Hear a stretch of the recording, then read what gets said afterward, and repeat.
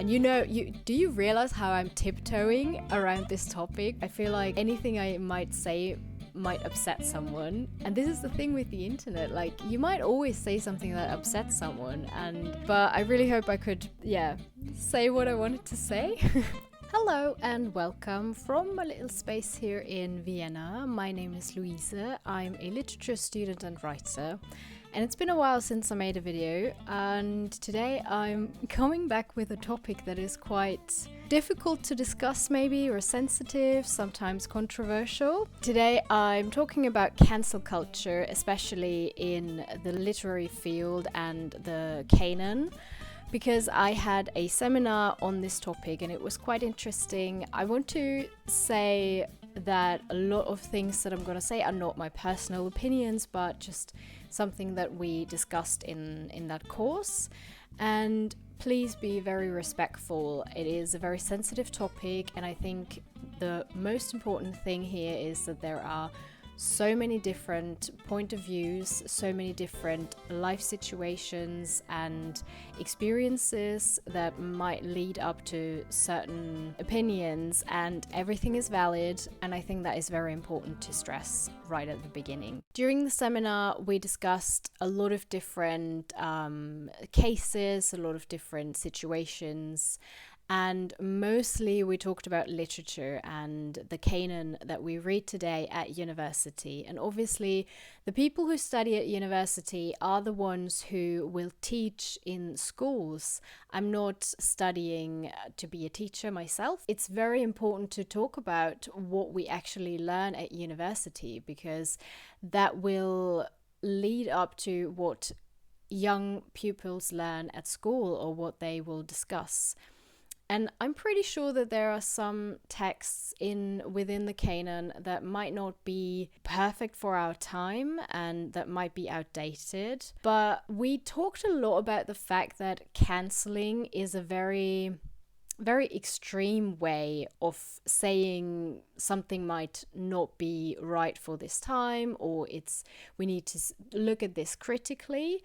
But by canceling, you really kind of shut it down, and there is often no way to talk about it anymore, if that makes sense. I think a very important thing is that there are so many different situations, and during the whole seminar I realized it comes down to individual cases, and you cannot say one shoe fits all, basically. But it is also difficult to individualize everything. So I think that was a very big argument from some authors that we read, that it is only focusing on individualism, and that might cause some problems sometimes because it kind of loses the bigger picture. So what I found really interesting is to say that the internet opens up this whole cancel culture on a whole different level, because we are able to have an opinion and, put it out there in the world on literally any topic. So the argument is, one of the authors that we read was saying that through this whole process of being able to publicly say anything you like, you also start discussing topics that might not have anything to do with you and where you might not have a lot of information. And you just see one individual case and just an anecdote of some topic with a controversial situation, and you immediately post on it and say what you think. And I think the internet is not something that we need to demonize or anything like that, but it is an interesting thought that obviously, like, if there is a professor in America who said one critical thing during a lecture and people in America are discussing this and they are like, this professor needs to leave the university, he needs to be cancelled. And I, as someone who's not involved in the American university system or whatever, I can have an opinion on this, and I can say it out loud on the internet and say, like, yes, we need to cancel you.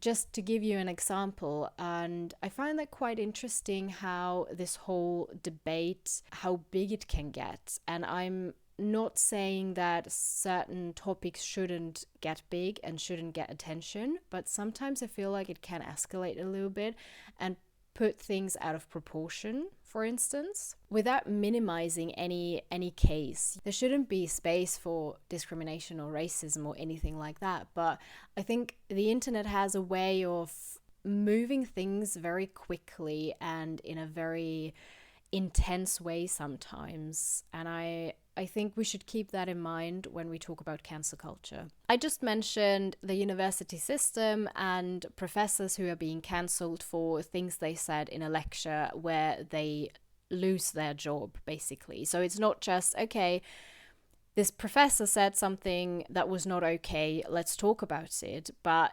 immediately or very quickly these people get kind of cancelled, and the following situation is that they lose their job, which is quite intense. Some of the arguments from authors that we read in the course and that we discussed was like, this whole cancel culture leads to a fear of people not discussing critical topics anymore because they are so afraid of being cancelled or doing anything wrong. I'm just popping in real quick to try and summarize all the different texts that we discussed in this course to give you an idea and some examples that we actually discussed. So the question came up, who is allowed to talk about whom? And this is a very big topic, and I'm not gonna dive deep into this because obviously I think that it needs a lot more diversity, it needs a lot more representation, and people who are marginalized need more space, and it probably doesn't need more white people claiming this space and making it their own. But we did have some cases in this course where we talked about, certain movies or theaters where people had good intentions. And the question is, how far can you include certain perspectives that aren't your own? Like, I don't know, the perspective of Black people, of queer people, Indigenous people, and where do you draw the line, and where do you say you are not entitled to speak out of this perspective because you did not experience this. But the cases that we talked about was going so far that it wasn't just saying, hey, we should give more space to people who actually experience this and who have not been able to tell their stories and to raise their voices. So maybe you should back down a little bit, but it went into that direction that someone made a theater. I think they did consult Indigenous people for it, but it was mainly produced by white people.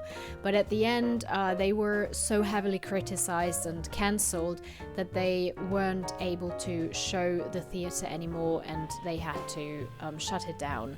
And we just tried to discuss this situation, if this is valid or not, and we did not have one answer. And this is basically the case with most of the things that we discussed. There is not one right answer, and not just yes and no, and there's a lot of in-betweens as well. We also spoke a lot about children's literature that are from, back in the days, and they use a lot of vocabulary that is completely out of date today, that is just simply racist. The thing is, you have to see it from a historical perspective, because when it was written, these words just weren't seen as problematic.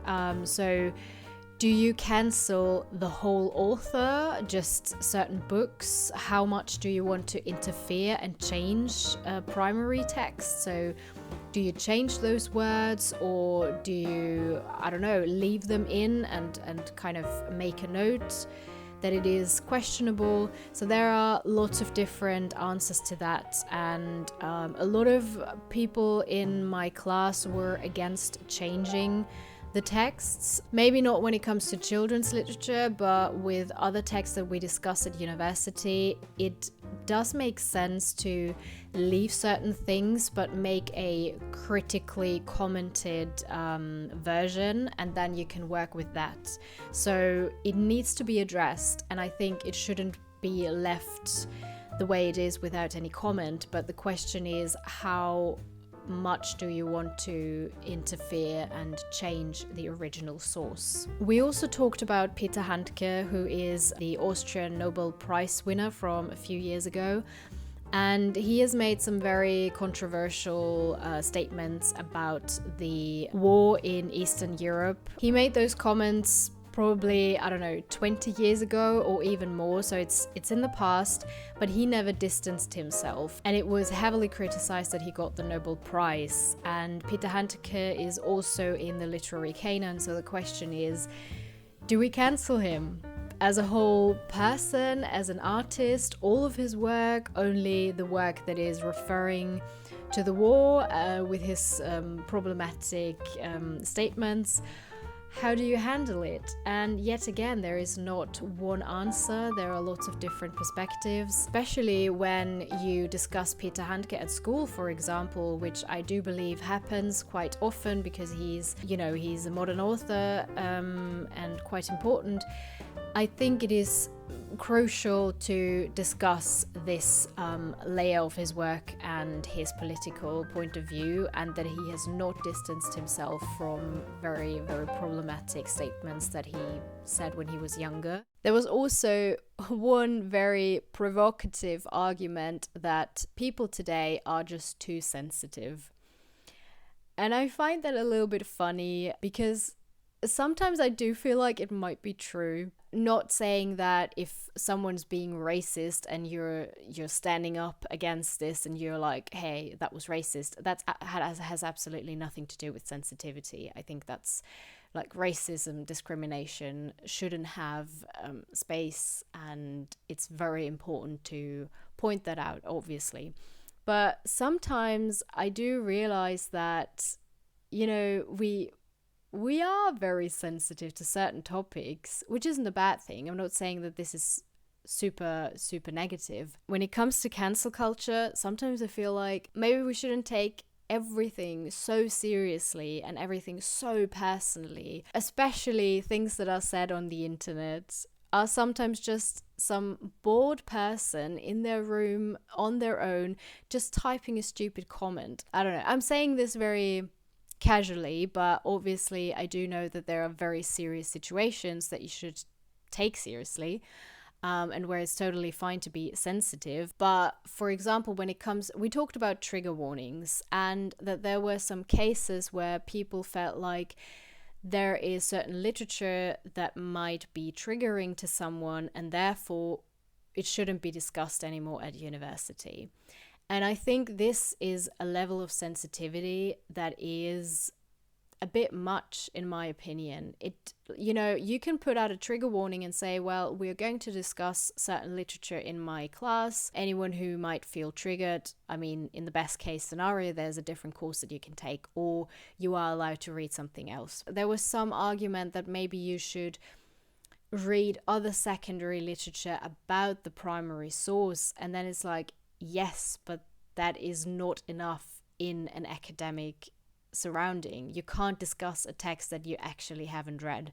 And if something is too triggering, please don't read it, obviously. But I think it should not mean that it should be cancelled completely out of a whole class. That is a level of sensitivity where I think like this is very individual, and it shouldn't mean that a whole course is affected by it. And especially literature is provoking.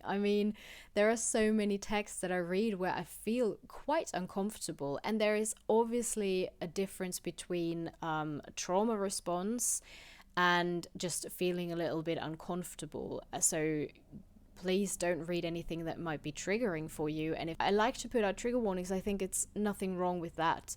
But on an academic level, and when it comes to cancel culture, like I'm only talking about this here specifically, I find it difficult to say, well, let's just cut out everything that might be too sensitive for someone, because you will find something that could possibly trigger someone in every book. So last but not least, I just wanted to talk about two different concepts. One is that I have already mentioned this, focusing on individualism, and something that is very big in the whole cancel culture debate, that you really only focus on an individual. And the other extreme is kind of a universalism, where maybe the individual gets a little bit lost, especially when it comes to minorities. And I feel like during this whole discussion, it was all the arguments that we discussed were just on one side of the extremes.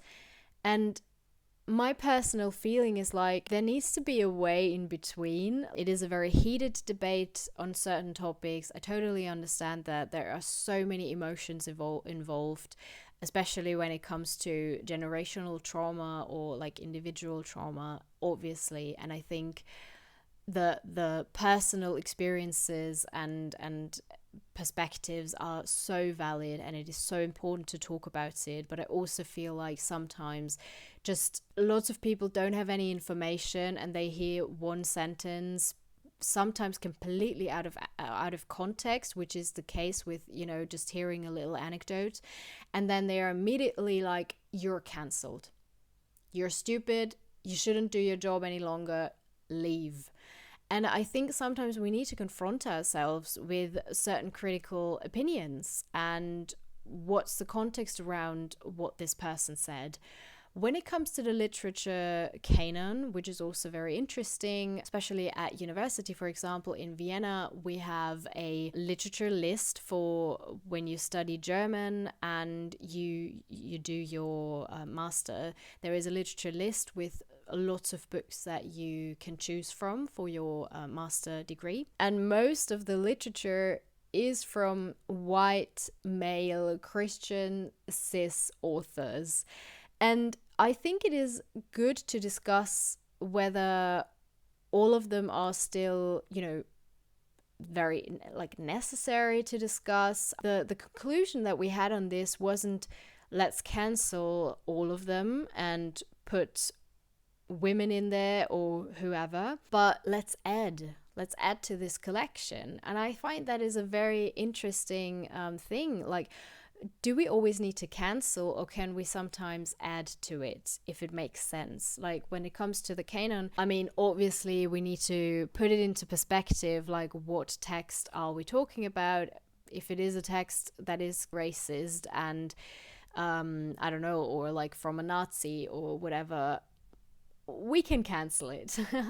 But maybe sometimes it makes more sense not to immediately cancel it, but to, you know, leave it in there if it's not super problematic, and just add to it. Let's add more literature from women, from other marginalized groups.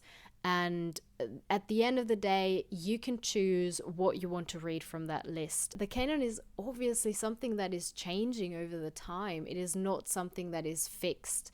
It is evolving, and that is so important, because I think a lot of people think that it is static, and especially in the universities and in schools, where sometimes the systems are a little bit traditional, and you need to wake up some of the professors. And I think the argument that there weren't any women to discuss because they didn't publish or they didn't write, and therefore we don't have a lot of women in the canon, that's nonsense. I mean, there are maybe certain times where, yes, there were less women and obviously more material from men, but there were lots and lots of women who did write and who tried to publish their things, and they need to be seen. But yeah, I find that is a good conclusion now to, when it comes to the canon, to add, and to keep in mind that it should be changing, and that's a good thing, and to, you know, be open for change. Yeah. I hope what I said made some sense. Let's be respectful in the comments. There might be certain things that I wasn't able to really, you know, put into words, especially in English. So I hope it wasn't confusing or offensive in any way. So yeah, keep that in mind. It was just my small attempt to talk to you about this whole seminar that I had on cancel culture. It was really interesting. And the great thing was that during the whole seminar, any opinion was valid, and it was a very lovely discussion, very productive and nice. It was just certain people had completely opposite opinions, but it was never a feeling of you're not allowed to say this, or you should be ashamed of yourself of saying this, or please leave the classroom, or anyone feeling completely shattered afterwards. So yeah, what are your thoughts on cancel culture? What are your thoughts on certain things that I said on the literature canon? Maybe you can share some authors that are within the canon in your country that are very big and that no one wants to get rid of. Thank you so much for being here and for listening to my thoughts. I hope it made some sense to you and it was a little bit informative. It is summer, it is extremely hot here, but I'm gonna drink my tea now because I couldn't be bothered. Tea is always my favorite drink, no matter how hot it is outside. I hope you're doing well, and let me know if there are any topics that you would like to hear me discuss on this channel, or any video format that you prefer or like to see more of. And yeah, I hope you have a very lovely time, and let me know if you drink tea, or even in summer and even when it is hot. So goodbye, and I'll see you next time.